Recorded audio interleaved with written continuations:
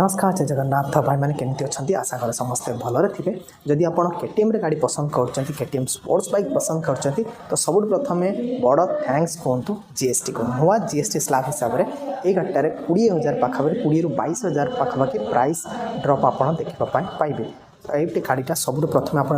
पुराणा कथा कह 2,70,000 ରୁ 72,000 पर्यटन आप अनुरोध दौले जोटा कमिकी 2,50,000 ରୁ 52,000 पाखापाखि ये गाड़ीटा आप पाँच फीचर वाइज देखिए फुल्ली एलईडी सेटअप आप पाइले 43mm USD suspension dual channel ABS पाँच 320 पछटा देखिए 240mm पाँच mono suspension company side offer कर